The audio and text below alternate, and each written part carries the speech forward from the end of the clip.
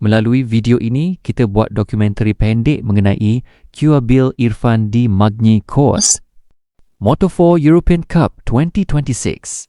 Jangan ke mana-mana, teruskan menonton.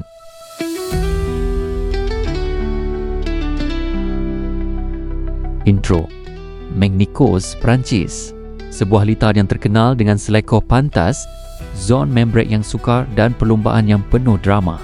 Di sinilah seorang anak muda Malaysia, Qabil Irfan, sekali lagi membawa jalur gemilang ke pentas Eropah. Selepas podium bersejarah di Jerez, harapan rakyat Malaysia semakin tinggi. Namun, Magny Course membuktikan bahawa dalam sukan permotoran, tiada kemenangan yang datang dengan mudah. Segmen 1, cabaran bermula sejak kelayakan. Qabil memasuki hujung minggu ini dengan keyakinan tinggi. Namun, sesi kelayakan tidak berjalan seperti yang dirancang. Dalam qualifying Group B, Qabil mencatat masa terbaik yang meletakkannya di kedudukan ke-12 dalam kumpulannya. Ia bukan kedudukan yang diharapkan, tetapi ia tidak mematahkan semangat pasukan SICGRYD Racing.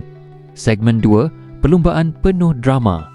Apabila lampu hijau dipadamkan, Qabil menunjukkan mentaliti seorang pejuang. Beliau mula memintas seorang demi seorang pelumba.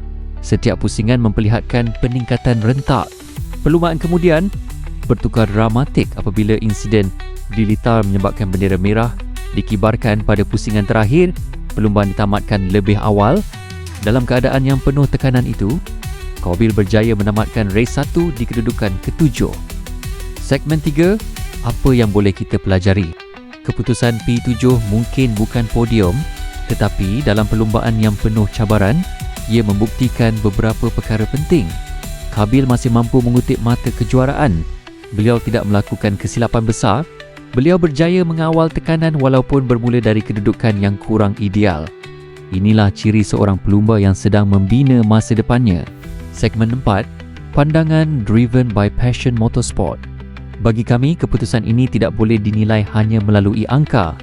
Apa yang lebih penting ialah kemampuan Qabil bangkit daripada sesi kelayakan yang sukar. Pelumba muda selalunya dinilai melalui konsistensi, dan itulah yang sedang ditunjukkan oleh Qabil. Setiap pusingan beliau semakin matang. Setiap perlumbaan beliau memperoleh pengalaman yang tidak boleh dibeli. Dengan usianya yang masih muda, perjalanan menuju Moto3 dan MotoGP masih panjang. Tetapi langkah demi langkah yang diambil hari ini mungkin menjadi asas kepada kejayaan Malaysia pada masa hadapan.